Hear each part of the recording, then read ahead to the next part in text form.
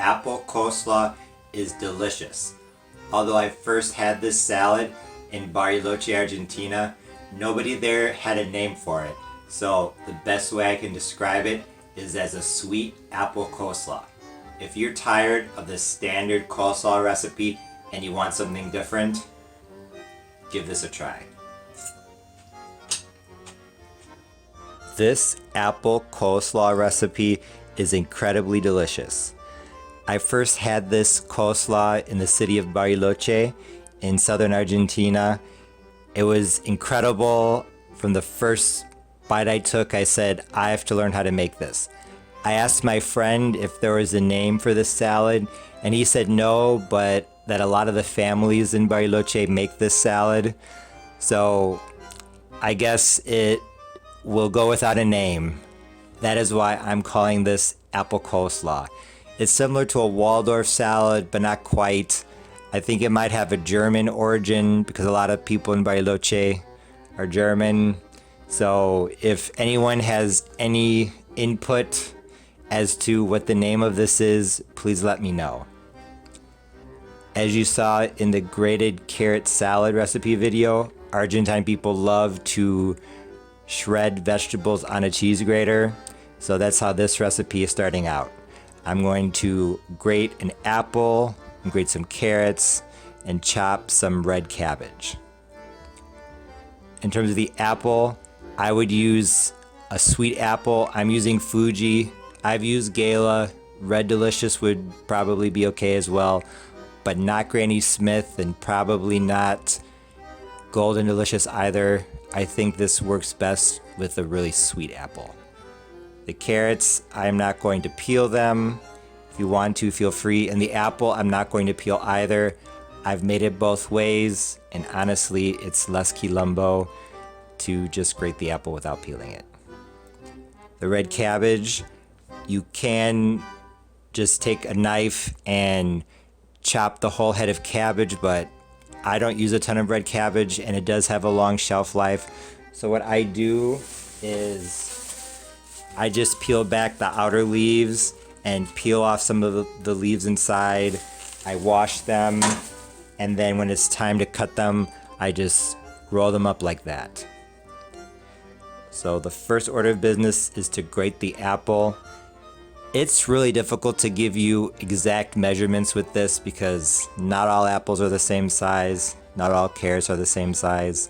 But I'm going to try and give you as exact measurements as I can because I know if you've never made this apple coleslaw before, it's good to have a bit of direction. So, to grate the apple, all you have to do is pass it along the side of the cheese grater that has the larger holes, and make sure that the cheese grater is on a plate that is wider than the base of the cheese grater. I would say this is a medium apple, probably around 200 grams or so. I am going to continue to grate this. As you can see, it's starting.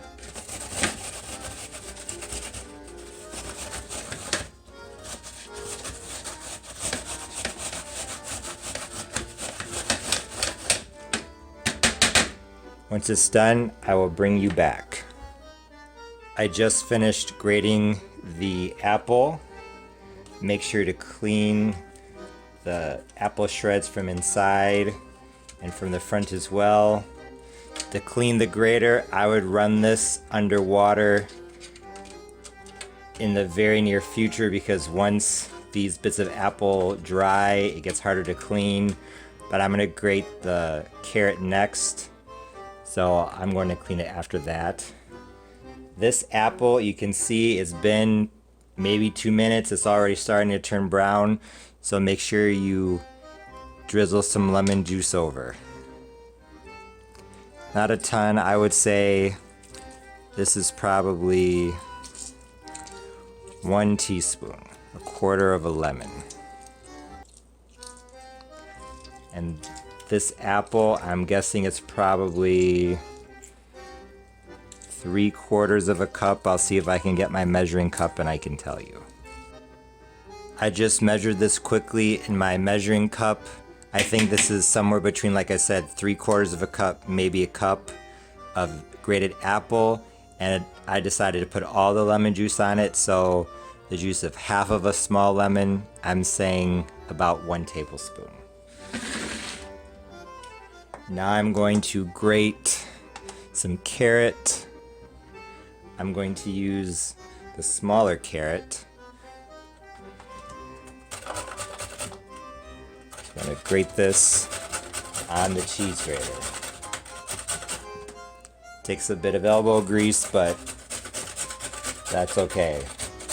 I just finished grating the carrot, and I remembered to clean the cheese grater by just running it under some cold water. Going to measure this about half of a cup, a little less than half of a cup, which is actually what I wanted. With this salad, like I said, it's hard to give you an exact measurement, but by sight, I like to do, imagine, what's the way to explain this? For 1 part grated apple, you would have half a part grated carrot and half a part red cabbage. So if this is half of the salad, if the apple is half of the salad, then 1/4 would be carrot and 1/4 would be red cabbage. I think that is good. It makes it nice and sweet. If you want to do equal amounts, that's fine, but less than that in terms of apple, I don't think it'll be sweet. So now I'm going to cut the red cabbage. I actually might not need all this red cabbage, so we'll see. Like I said earlier, I have multiple leaves of red cabbage. All I'm going to do is I'm going to roll them together, and I'm going to cut them like this into shreds. One way, and now I'm going to turn the cutting board while still holding that bunch together and cut them the other way. Do they all have to be the exact same size? No. And honestly, I think it's better if they're not, because then it's a little bit more rustic. Half a cup. There, that's about how I like it. Honestly, some of these bits could be a little bit smaller, but that's okay. Now I'm going to transfer that to a bowl and add the mayo. I just transferred this to a bowl, and honestly, I think the bowl could be a little bit bigger. This is on the small side, but I think that for the video thumbnail, it's gonna look good to have it coming out of the bowl a bit. Here I have my homemade mayo. Homemade mayo is really quick and really easy. I'll do a video on it, and actually I'm thinking about doing a how-to video series. Is how to do simple things. Maybe not simple. I mean, they're simple, but they're kind of interesting, like how to make mayo, how to make butter, things like that. You can put as little or as much mayo in this apple coleslaw as you want. If you just wanted to put some salt on this and some olive oil and maybe a little bit more lemon juice and call it a day, you could, but really the mayo is what makes this incredible. I'm going to see how many tablespoons I use. Let's count this as 1 tablespoon, 2 tablespoons. Let's stir and see how it looks.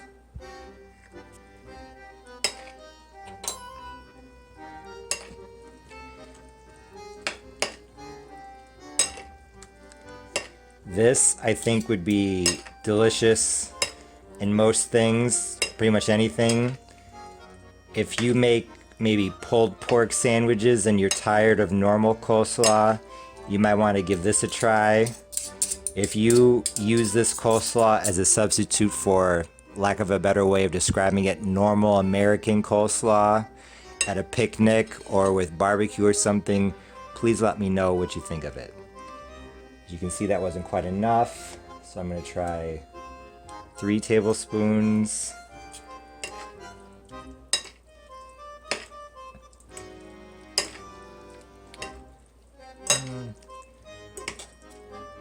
Honestly, I think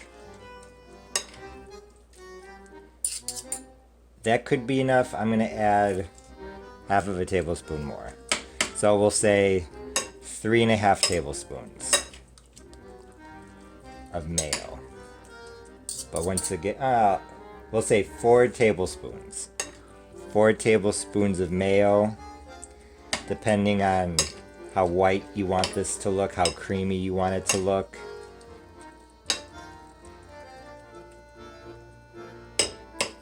There. By making this apple coleslaw at home, you can add as little or as much mayo as you want.